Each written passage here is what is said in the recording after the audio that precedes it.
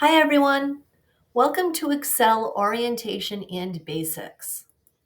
In this video, I'm going to cover workbooks and worksheets, column, row, cell, and range identification, selecting, moving, and copying data, named ranges, working with sheets, and saving and closing.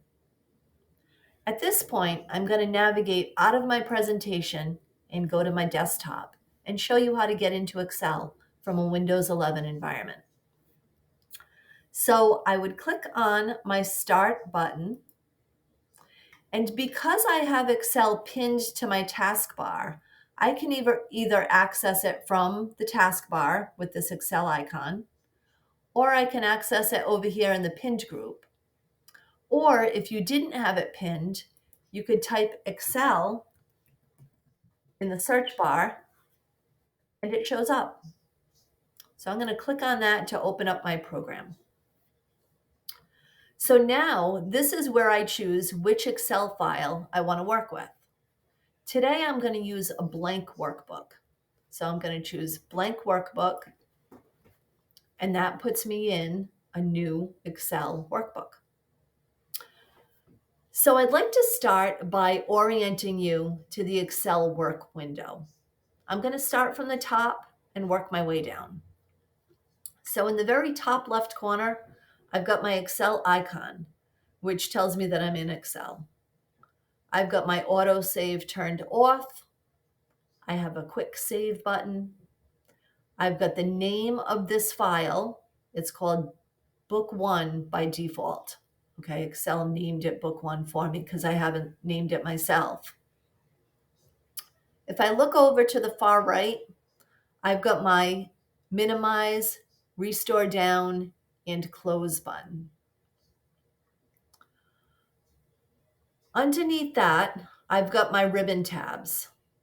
File provides me with basic file management options, like opening and closing a file, saving and printing.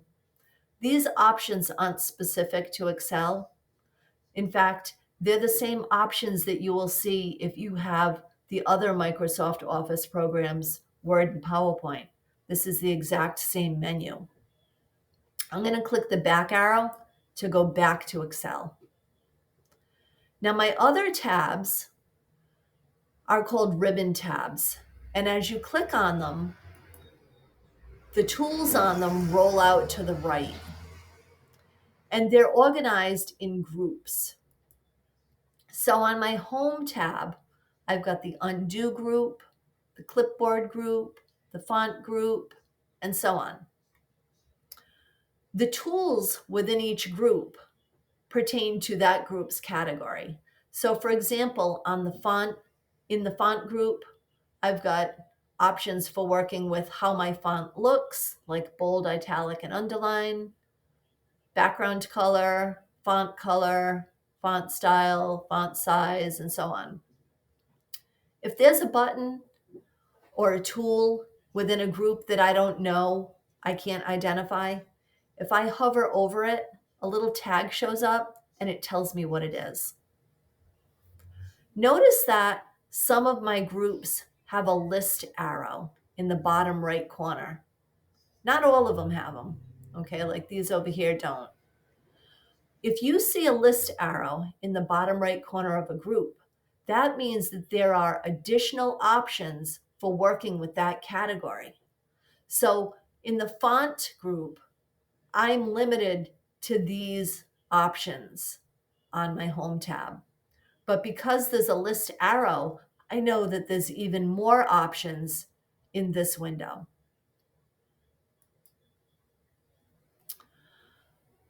The name of the tabs pertain to the content that they hold. So on the Home tab, I have all of my most common tools that I would use in Excel. On my Insert tab, I've got tools that allow me to insert a variety of things into a worksheet. Okay, so the names of the tab pertain to the content that they hold. Okay, moving down, I've got my name box. This identifies the cell that is active. So right now my name box says A1 because my active cell is in column A in row 1. If I go down 1, it now says A2 because I'm in column A and row 2. We're going to revisit this again in a little bit. Moving over to the right, I've got my insert function button, which is what I use to access formulas and functions. We'll revisit this when we get to the formulas and functions lessons. I have my formula bar, that's this big long white bar. And what that does is it displays the contents of an active cell.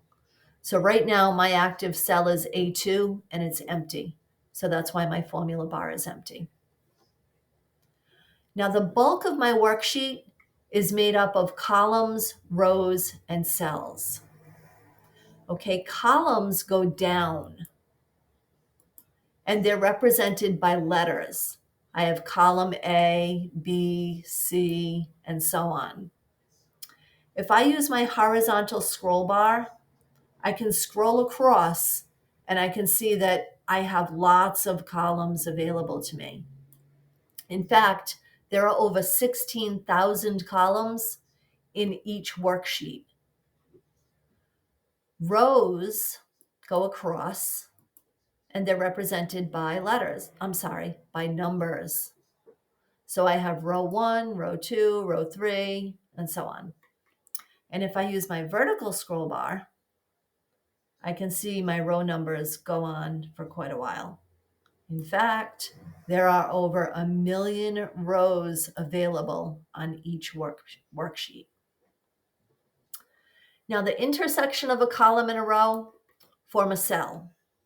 Cells are identified by the column letter and row number that they hold.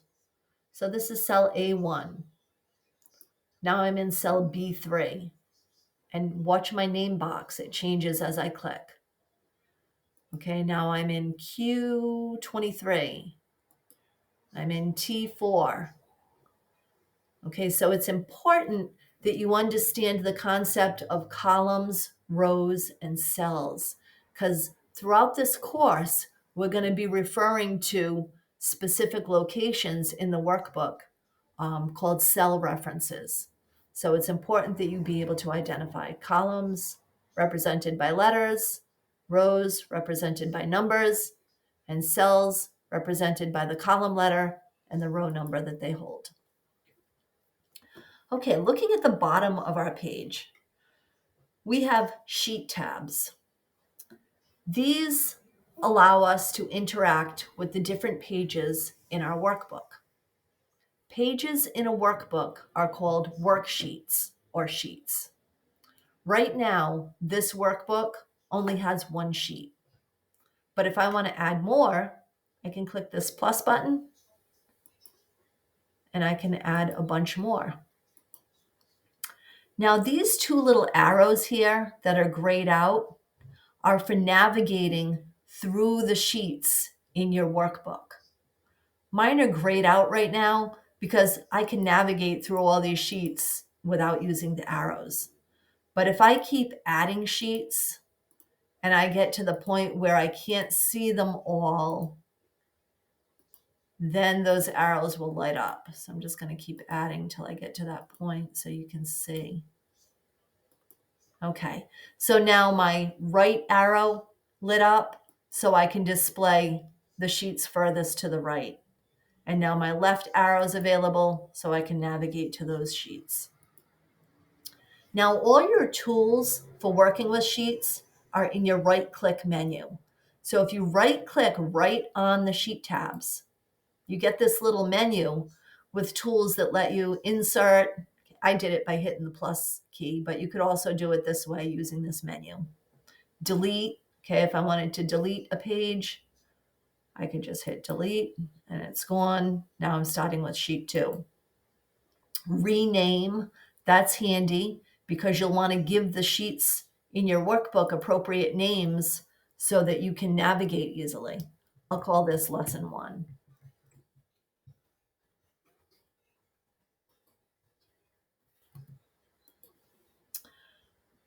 Okay, you can also protect your sheet, okay, by giving it a password so that if somebody were to open it up, they would have to enter the password to access it.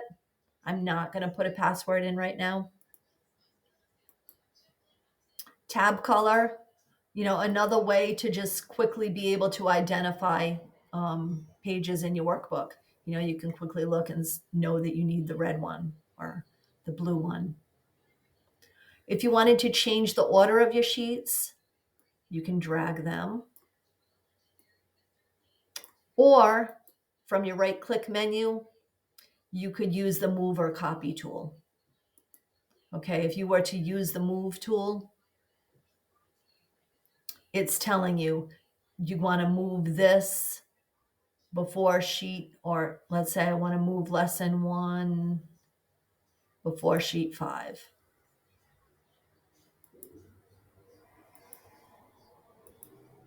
And there it is now before sheet 5. I think it's easier to click and drag, but you do have that option in your right click menu. If you wanted to copy a page, choose move or copy, check off create a copy, and hit OK. There's my copy. And then I could just right click on it and rename it. I'll call it lesson 2. I'll just move them into order. There we go. Okay, so that is your Excel work window.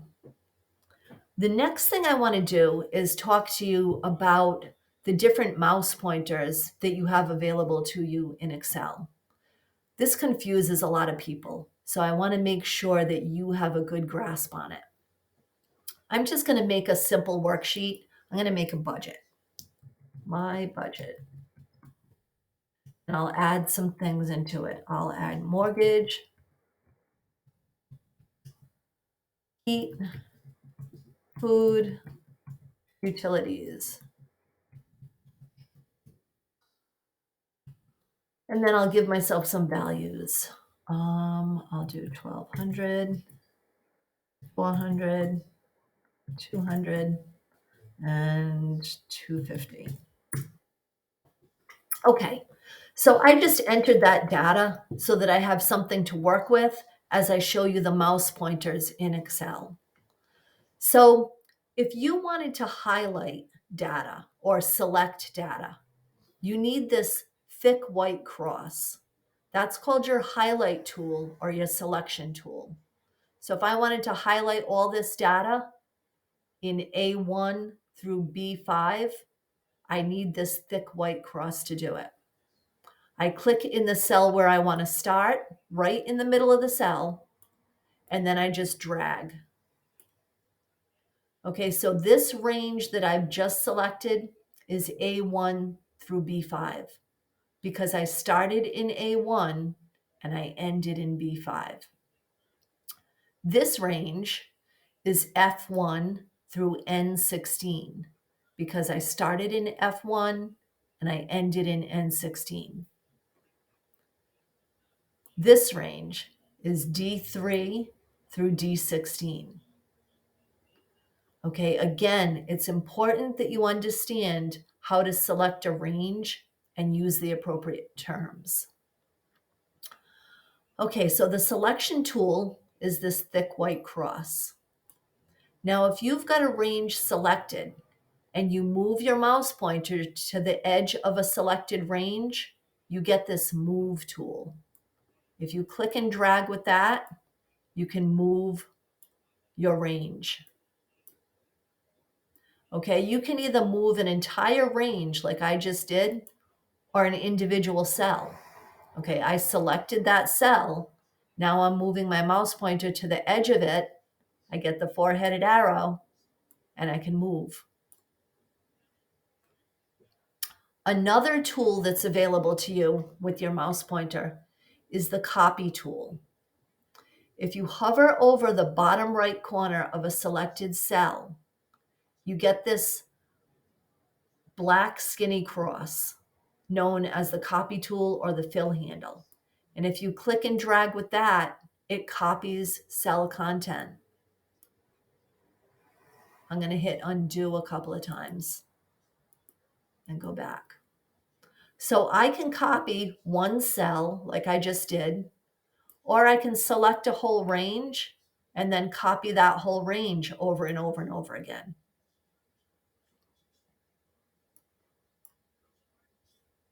I'm going to hit undo again.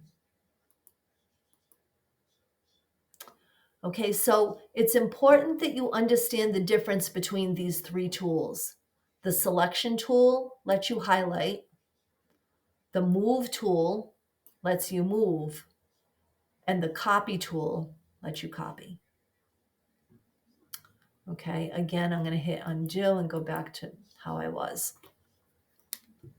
So the last thing I want to show you is how to save and close. Now you can close by clicking this X here in the top right corner or going to File and Close. If you do that, you'll be prompted with, do you want to save? If you do want to save, click Save, and then you walk through the save process. I'm going to hit Cancel right now and access Save through my File menu. Okay, so to just close, X or File and Close. To save, click that File menu and choose Save As. This allows you to choose where you put your file and what you call it. Okay, so I'm going to go to Browse and I'm going to choose a location for my file.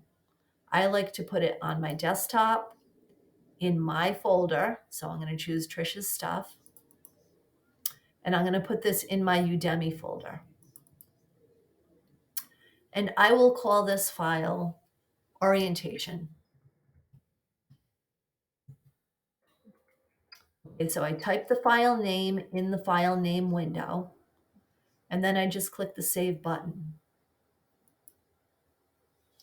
So I know that my file saved under the name that I gave it, because if I look up here, my file name has been changed from Book 1 to Orientation. So I know it's saved. Okay, if I want to close the file now, I just do File and Close. Okay, and that's it for this lesson. So I'll see you in the next lesson.